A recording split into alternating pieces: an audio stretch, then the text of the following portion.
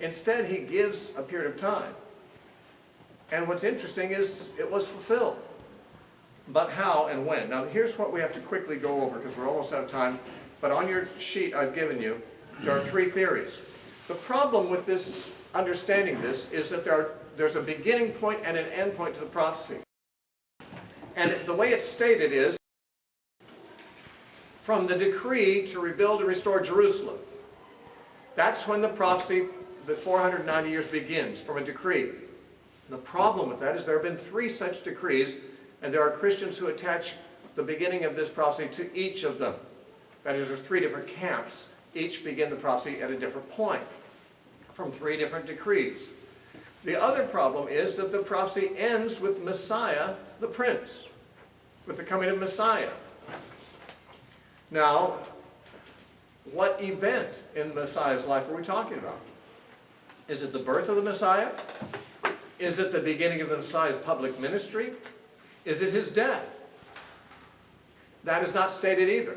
All we know is that Messiah, the Prince, is somewhere at the end of the prophecy, and a decree to restore Jerusalem is at the beginning. And since there are three such decrees, therefore three possible starting points, and there are at least three different ways one could end it, either at the birth of the Messiah, the beginning of his public ministry, or the end of his public ministry, when he died, it becomes almost impossible to know exactly how the starting point relates with the ending point, because the prophecy is sufficiently ambiguous about that. One thing that can be said, though, is no matter which way you take it, it ends up pointing to Jesus. Now, the most problematic view is the one that sees the decree as the decree of Cyrus. When Cyrus conquered Babylon in 536 BC, or 539 BC, he made a decree after that, and in 536 BC, he decreed that the Jews could go back and rebuild their temple in Jerusalem. And that is the most significant of the three decrees that were made because, of course, it is the one that Isaiah prophesied. It is the one that ended the captivity. And for that reason, many scholars have felt that that is the decree to use. The problem with it is that if you measure forward 483 years, which is the 69 weeks till the Messiah is supposed to come. Remember, the Messiah is supposed to come after 69 weeks. Measure forward 483 years from the year 536 BC, and it ends up in 53 BC, which obviously is 50 years before the birth of Jesus, and like 80 years before his ministry or death. So many would just rule out the decree of Cyrus because it just doesn't work. It doesn't reach the proper year. The next theory, and this was held by Isaac Newton and Haley's Bible Handbook and the Treasury of Scripture Knowledge and others, begins with the decree of Artaxerxes, which is the decree that allowed Ezra to go back and do some restoration among the exiles who had returned to Jerusalem. This was in 457 BC.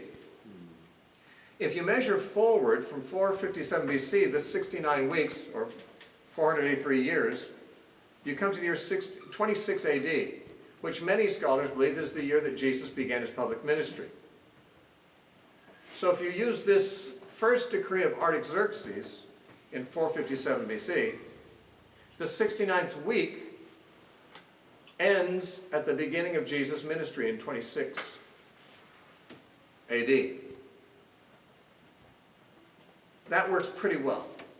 But there's a couple of problems. One is that decree of Artaxerxes was much less likely to be seen as a significant decree to restore and rebuild Jerusalem when Cyrus's decree was much more significant and happened previously.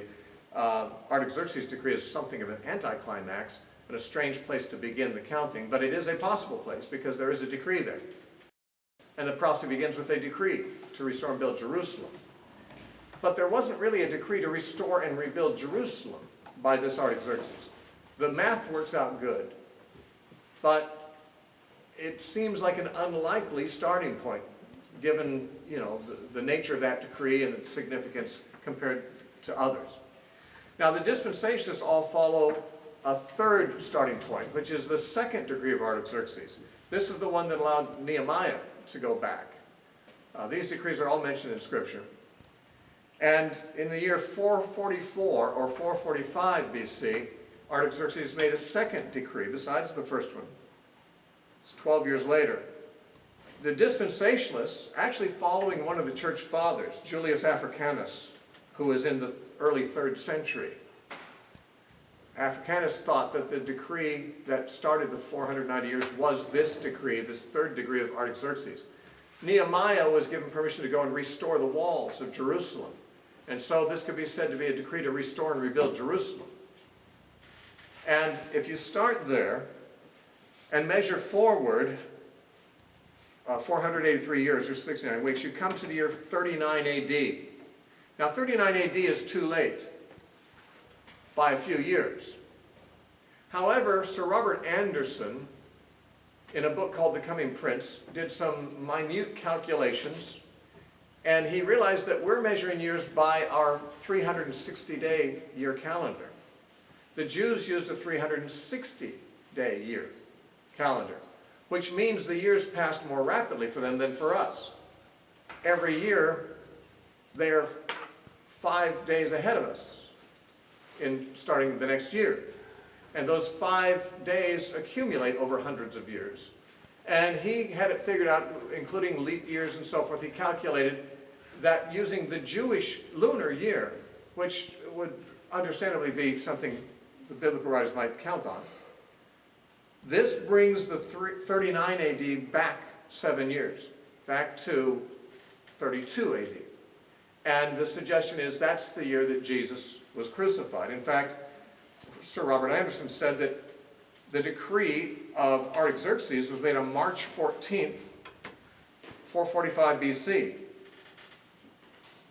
And Jesus' entry into Jerusalem on the donkey was on April 6th, 32 AD, on Palm Sunday. And the number of actual days between the decree and Palm Sunday is said to have been calculated out to 173,880 days. 173,880 days between those two decrees. And if you divide that into the years of 360 days each, it comes out to 483 years, or exactly 69 weeks. So Sir Robert Anderson's calculations have been followed by dispensationalists pretty consistently.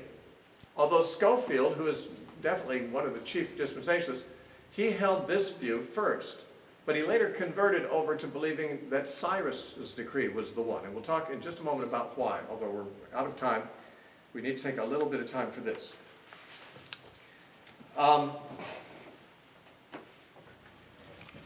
One of the problems, of course, is that there is not universal agreement among scholars as to what year Jesus died. And therefore, the date of Palm Sunday is not fully agreed upon. There are scholars who believe that Jesus died in the year 30 AD. That would be, a couple of years too early for Robert Anderson's date. They believe Jesus' ministry started in 26 and ended in 30 with his crucifixion. Others believe that he died in 33 AD, which is again a year later than Sir Robert Anderson's prediction, or calculations. Some place Palm Sunday on March 30th, 33 AD, rather than April 6th, 32 AD. In other words, the actual date of Palm Sunday is not really known for sure. And therefore the calculations of Sir Robert Anderson work out only if he's got the right date for Palm Sunday, which he might. It works out pretty well. Assuming we're supposed to take the 360-day year and all those factors that he used. But one of the problems is that this was not a decree to rebuild and restore Jerusalem. This is only a decree to help repair the walls that have been damaged. The city itself had been built for decades previous to that because of Cyrus's decree. And therefore, Cyrus's decree seems to be the right one. And the view of the dispensationalist is that the 69th week ends at the end of Jesus' ministry, thus Palm Sunday. Dispensationalists have the first 69 weeks running out at Palm Sunday, so that Jesus' ministry is contained within the 69 weeks and ends with the end of the 69 weeks. And then they say there's the postponement of the 70th week. It hasn't even started yet. The other two ways of calculating this, with Cyrus's decree or Artaxerxes' first decree, have the 69 weeks ending with the beginning of Jesus' ministry, so that the 70th week begins at the beginning of Jesus' ministry. That Jesus appears and is baptized at the end of the 69th week. Not that he dies at the end of the 69th week, but he begins his ministry at that time. Therefore, his ministry runs through the first half of the 70th week. His 3.5-year ministry is the first half of the 70th week. The second half is hard to know what happened. Remember, this was the 70 weeks were God dealing with Jews. And after Pentecost, Jews alone were evangelized for a period of time, until the conversion of Paul. And no one knows exactly when that was, but 3 or 3.5 years after the crucifixion is not a bad estimate. It is possible that the second half of the 70th week would run its course with simply preaching to Jews before the Gentiles are evangelized. And that would fulfill the 70th week dealing with Israel.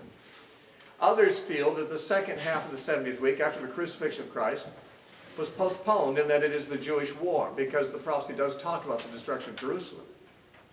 So that the Jewish war was the second half of the 70th week, and there was something of a generation gap. 1 generation between the first half and the second half. That may be susceptible to the same mockery as the dispensational idea of a 2,000-year gap, but I should think the mockery should be somewhat subdued. Because to say that something was postponed for 35 years is not the same thing as saying it was postponed for 2,000 years. And we do have a precedent for this in Exodus. When God made the covenant with the Jews at Sinai, they expected to directly go into the promised land and could have gotten there in 11 days. But because of their rebellion, there was a whole generation postponement. And that was unanticipated. It's possible that there was a generation also postponed after the new covenant was made, before the complete destruction of Jerusalem and the fulfillment of the prophecy. I don't stand by either one of these. I say there's more than one possible explanation for the second half of the 70th week. But to have Jesus begin his ministry at the beginning of the 70th week and be cut off in the midst of the week makes sense. Now, verse 26 says, after the 62 weeks, which means 69 weeks total, the Messiah will be cut off. That's why the dispensationalist says that the Messiah dies at the end of the 69th week. But it doesn't say he dies at the end of the 69th week. He says after the 69th week. It does not say how long afterward. The 69th week runs its course, and after that, we lose the Messiah. How long after that? What we're told in verse 27, in the midst of the 70th week. So, to have the 69 weeks run out at the beginning of Jesus' ministry seems to make more sense than at the end of his ministry, and therefore it's a different assumption than the dispensationalists make. This is complicated. That's why I gave you notes on it. Let me just say this. Cyrus's decree would be the most logical decree, but the problem is the dates. It runs out 50 years before the birth of Christ. And yet, it is Cyrus's decree that is credited in the New Testament with being the one that released the Jews from captivity. The end of the captivity was with Cyrus's decree. Isaiah predicted it would be Cyrus, who would say to Jerusalem, you will be rebuilt. Remember Isaiah 44 and 45? It says, Cyrus is my servant, saying to Jerusalem, you will be rebuilt. Cyrus's decree was that Jerusalem would be rebuilt. Josephus says that Cyrus gave leave to the Jews to go back to their own country and to rebuild their city and the temple of God. And in a letter that Cyrus himself wrote to the governors of Syria, Cyrus said, I have given leave to as many of the Jews that dwell in my country as please to return to their own country to rebuild their city and to build the temple of God at Jerusalem on the same place as where it was before. So Cyrus says that he gave a decree that the Jews should go and rebuild Jerusalem. And Isaiah said it would be Cyrus who would do that. To make any other decree the starting point would be seemingly unnatural, because all other decrees afterwards were relatively inconsequential. The end of the captivity took place with Cyrus's decree. And therefore, it seems to be the decree to restore and build Jerusalem. But how can we work it out mathematically? Well, there's a couple ways to go. One is to say it's not necessarily supposed to be that mathematical. That it's a general statement of time period rather than an exact period. But there's another thing that many scholars have pointed out. And that is that the dates that we have for Cyrus and all the dates I've been giving you are based on calculations from a Greek astronomer named Ptolemy. Ptolemy lived in the 2nd century AD. And all of our ancient dates are based on his calculations. Now, if you try to work out a chronology of ancient history, it's a very complex thing to do. And Ptolemy's dates are the ones that are generally followed by scholars today. The problem is that Ptolemy did not necessarily know how long the Persian Empire lasted. He said there were 10 kings of Persia after Cyrus. Around the same time, Clement of Alexandria said there were 8 kings after Cyrus. Daniel's prophecy seems to say there would be 3 or 4. We'll see that in chapter 11 when we get to it. That there would be 3 or 4 more kings. This is chapter 11, verse 2 of Daniel. And now I will tell you the truth. Behold, 3 more kings will arise in Persia, and the 4th shall be far richer than them all. Now, it sounds like there's only about half as many kings or less than Ptolemy said. The records of Ptolemy and his sources have come into serious question by many historians. And it's possible, and some believe it is so, that Ptolemy extended in his calculations the Persian Empire 80 years longer than he should have. That he had bad sources, and that in fact we should move all those BC dates forward by 80 years because of Ptolemy's miscalculations. Now, no one knows for sure. I mean, Ptolemy didn't know, and we don't know. We can't really argue that it is so that he made a mistake. All we can say is that he gave different information than Josephus, than Clement of Alexandria, than Daniel, and others as far as the length of the Persian reign. And if the Persian reign was 80 years shorter than he thought, he calculated it 206 years, the Persian Empire before Alexander. If it was rather 126 years or something thereabouts, then, and no one knows, so this is totally unknown, then Ptolemy's dates could be off by that factor. And therefore, all the dates BC that we're using are mistaken and should be moved forward 80 years or so. Whether this should be done or not is anybody's guess. But there are a significant number of older scholars who believe that Cyrus's decree is the one that was referred to and should be the only one that makes sense to be the one referred to. And if Ptolemy's dates were wrong, and nobody can attribute inspiration to Ptolemy, but we can to Daniel.